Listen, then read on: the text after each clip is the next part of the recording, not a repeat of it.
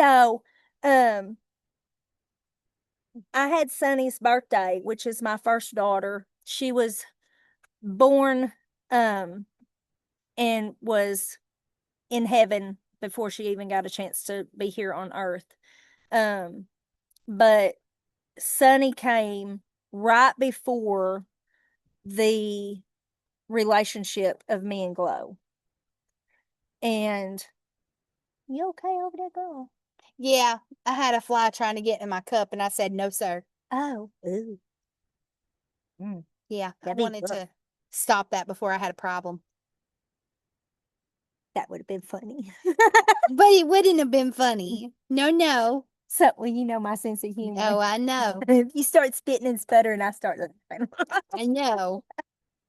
um, so Sunny was like right before, like the year before mine and Glow's. She was born in 2010, Yeah. May the 29th. And I came around in 2011, 2012. yeah, and that was like the beginning of mine and her relationship. And Glow came into my life like when I really needed somebody. Like Bella was already here. We was having Zep, and our relationship was very rocky at the first. It definitely was rocky at the first, but that was something that I feel like looking back on it, that was completely out of our control. It was because we had people that, I mean, We had people telling us things about each other that were not true. like it was a miracle our friendship even Yeah, came to fruition. Like, truthfully. and there was something about it that we were both like, You know, no, we're this ain't right.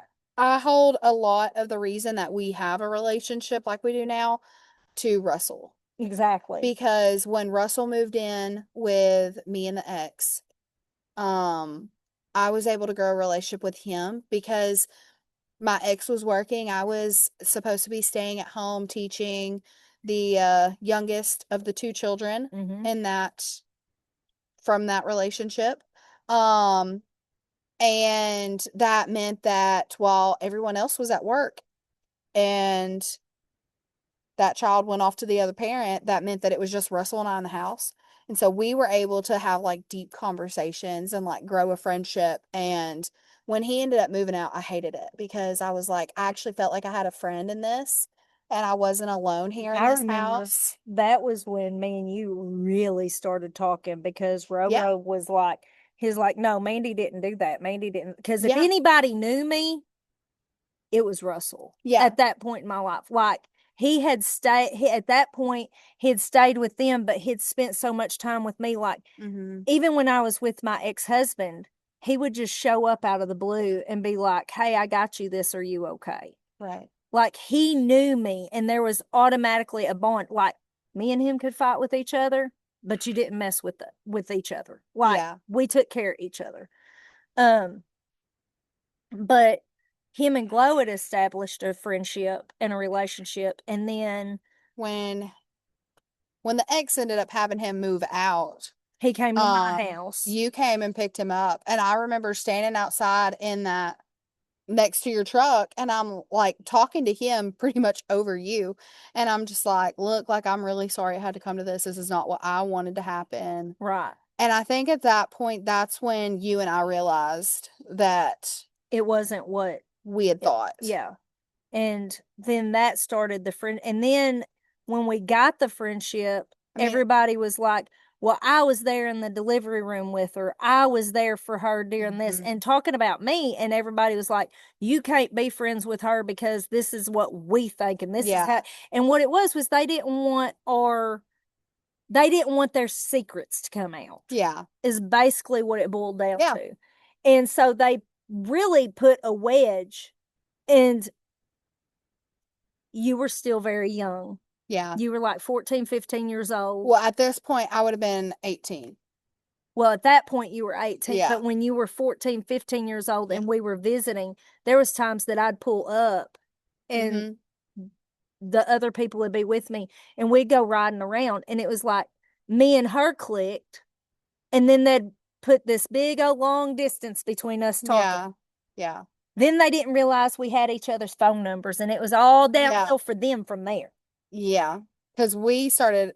like texting all the time. We were Yep. hanging out all the time. There was when you were doing the plexus, I went Yep. with you to that. Like there was Yep. so many things that allowed us to just continue to And draw towards one well, another. and it also shows that God's got a plan for every situation. No matter how good or bad it truly is, Yeah. you know that God's going to handle it.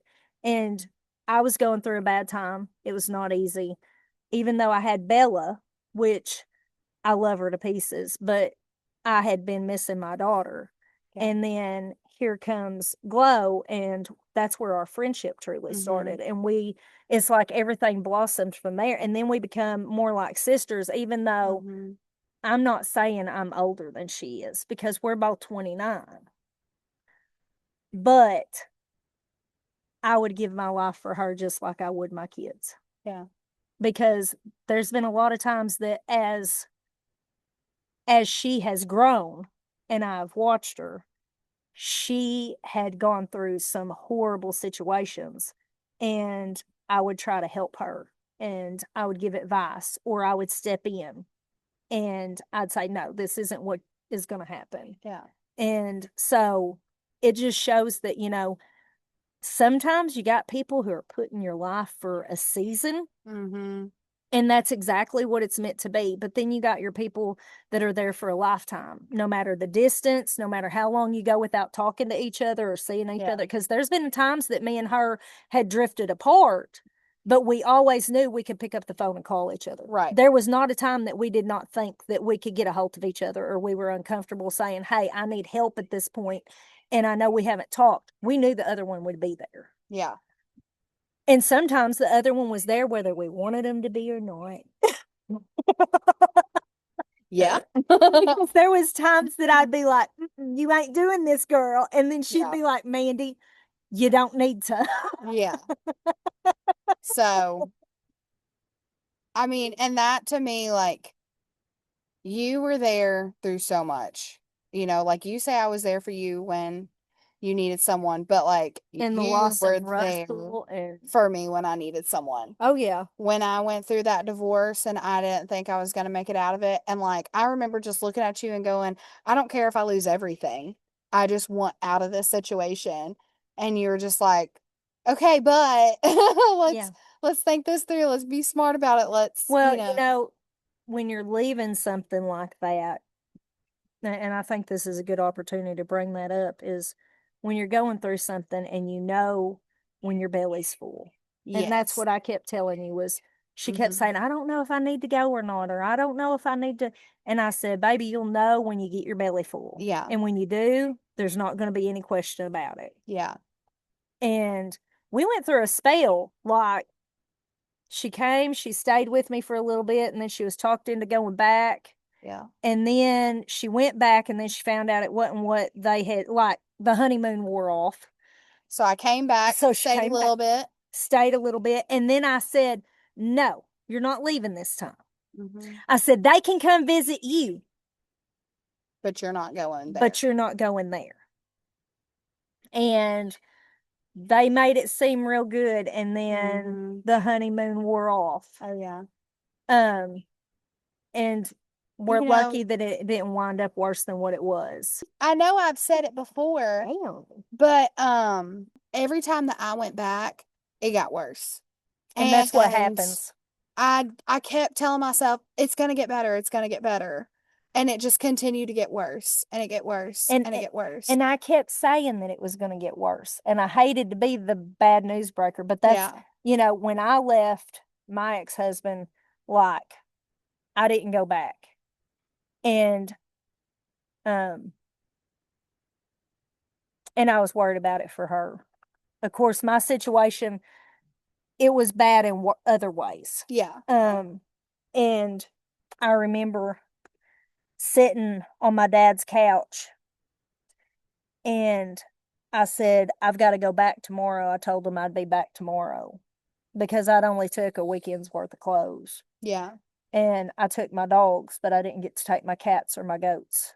And because there was too many, I couldn't take them. Well, with that being said, I was going to go back, and my dad and my stepmom looked at me and they said, you can't go back. They said, if you go back, the next time we see you, we're going to be burying you. And everybody knew that. Like, it was that way. And then when I started talking to some other people that I knew, they were like, every time that we've ever went back, it just got worse and worse. Yeah. And I've got one friend who was going through it while I was going through my divorce, and she was almost murdered. Got her back broke, and it was bad. And I had another friend that I graduated that was stabbed to death. Yeah. I actually had two friends that happened to. And so sometimes going back can be the end. Well, and don't get me wrong. Like, I'm not saying that I was not at fault in some of the things that were going on in that relationship, because I'm a true person that believes it takes two to tango no matter how you do it.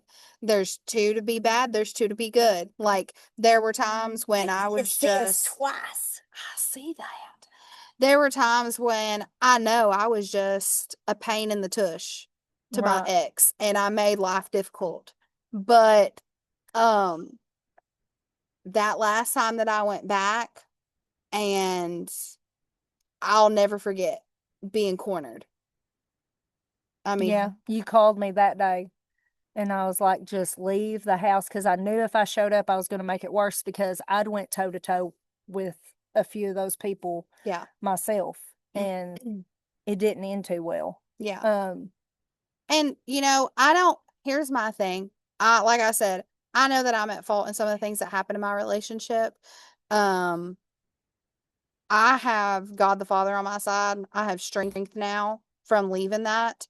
Um, we've already seen that it's not an impossible thing for these people to try to come back in and play a role in our lives now. We've already seen that try to fall out. And I'm not ignorant to the fact that one day it probably will happen where I have to out loud address some things because of how other people want to react. But one thing I know for sure, I have God on my side, and I'm not afraid to talk about my sins, because my sins are not who I am today. And if you're going through a process in your life where you're like, I don't know how to get out of it, and I'm afraid of the what ifs that are to come later on, take it from someone who's been there. The what ifs may happen. They may. But if it's your life and your safety that you need to be concerned about, it's time to get away. So that's just my Well, and I'd also like to say that, you know, a lot of us go through things like what we've gone through. Like, I went through it, and then she went through it, and I guided her through. mm-hmm. And I had people that went through it before I went through it, and they guided me. Mm-hmm. And, it says in the Bible to go talk to your elders. And I know they're talking about the elders of the church. But people are older than you and have had experiences, so that they can help guide you so that it isn't as hard on you. Right. And, it's up to you to take those advice and Mm-hmm. heed those warnings. Because if they're sharing their story and it was something difficult, a trial or tribulation that they went through themselves, it's not easy to share. No. It's not easy, because every time you got to give those advice, you got to relive it. Yeah. Every time that you step in and you're like, I'm going to have to fight for this person. Yeah. I'm going to have to be there for this person. I'm going to have to go to court with this person. Yeah. When you do those things, you're having to relive your traumas. You're having to relive those events of your life that you didn't care for. So it's not just that they're there for the ride, or that they're just there for the season. They're doing it because they truly love you and they want to be there for you. They don't want to see you hurt like they hurt. Exactly. And, it's not that I pray that something happens to somebody and they have to go through a horrible situation or a horrible relationship. But someday you're going to have to guide somebody. You're Yeah. going to have to love them through it. And it's going to be hard. And I'm going to tell you, there was times everybody was like, Mandy, just quit. She's already went back. She's already done this. And I had the talk with Glow. I said, I've been told that I needed to quit. And I said, I can't. And it was because I had prayed for her. I had put her needs above my own, and I prayed that I could be there to help guide through the situation. So God would not allow me to give up. Right. Even when I was like, Glow, I'm so sick of this. Like, there were nights we'd sit there and we'd watch Jane the Virgin. I was like, oh my God, we're all going to die. Let's give it up, girl. Yeah. Like, I've put Mandy through the ringer trying to help me go through all the things I went through. What are those things? What are those little round things we used to get and sit and watch Jane the Virgin and eat those and drink chocolate milk? The little caramel thingies. The round thingies that we get. You know what I'm talking about, don't you? They was in my pantry. Yeah, they was in the pantry. Was it like a caramel crunch? They're the caramel hard things. You done forgot. I'm wounded. The little caramel round things that are about this thick, and you get them and they're through Quaker. What are those called? Oh. I know. I just saw them in your pantry today.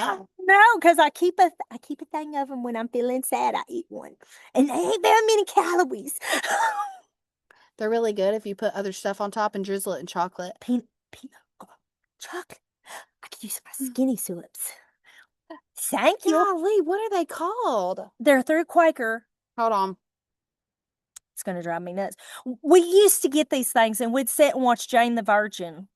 And this was so Mandy wouldn't drink because, I celebrated my 2-year anniversary of sobriety on the 22nd of this month. And she would sit and eat these thingies with me and drink chocolate milk so that Mandy wouldn't drink. Rice cakes. Rice cakes! Yes! You'll love them. Thank you later. Yeah, those things. They're so good. You need to eat them. Yes. But I mean, there were times that we both were like, oh my gosh. We just can't do this anymore. Jane the Virgin was our show. It was. It was the best show. And now we can't find it anywhere. We're really sad about that. Yes, because it was my comfort show for a long time. Like when she'd been gone because like, I don't care what nobody says. When your bestie moves away to another state, thanks, Jeremy. But anyway, I called you out. I called you. I love the men today. I love you, but calling them out. Allow me to introduce you. So anyway, when your bestie moves away and you was all by yourself and you're feeling all lonesome and you're in your feelings, you go back to the favorite shows and the things that make you happy that you shared with your bestie. And like, that was our show. They took it off the TV. Off the Netflix. Yes. And I was like, hey, Netflix, if one of y'all happen to see this, do us right and put it back on. Yeah. Please, because you got some withdrawing besties over here. And there was one time that we were actually watching it at the same time. And didn't know. And then I was like, I was kind of sad last night. So I was watching Jane. You were watching me too. Yeah. It was pathetic. That's Thanks, Jeremy. Yeah. It's okay. Our internal clocks work together. Thank you, sir. Yeah. Well, speaking of Jeremy, dramatic effect. Yeah. Speaking of Jeremy, if you watched the last few podcasts, you saw that I actually got to introduce him on the podcast. He came on. What? He made my little thumping gizzard happy and just a bumping. I really think that he was drawn in by the honey being on there. He didn't really. Yeah. Like, he got drawn in and he was going to try to leave. He was. And then Robbie was like, whoa, there, little buddy. Where you going? Because, see, Robbie was originally from Georgia, moved to Australia, then moved to Louisiana, then to Arkansas, and then back to Louisiana. Yeah. Like, he was a military brat. Yeah. So, you did get to see the Jeremy and the honey. I know. I'm so excited because y'all got to see Honey first, and y'all got a few episodes with him, and then Jeremy popped in. He's so cute. He's a cute little fella. He's my little buddy. Like, she'll call me sometimes I'm going to tell on you. And she'd be like, so I'm not very happy. And I'm like, what happened? She's like, your little buddy. Because she knows. Because I'll sit there and I'll be like, my little buddy, what? Now, there are sometimes I'm like, So we can actually see my face. I'm like, okay, little buddy, let's fix this. But for the most part, it's like, Glow, you gotta be sweet to my little buddy. I ain't gotta be nothing. If he makes me angry, I get to be angry. I don't stay angry. I just have a couple moments. Well, we all do. That's part of being together. Yeah. So, But I mean, he's a sweet baby. He gets bonus points from time to time. he does. He's He sweet. does. He tries.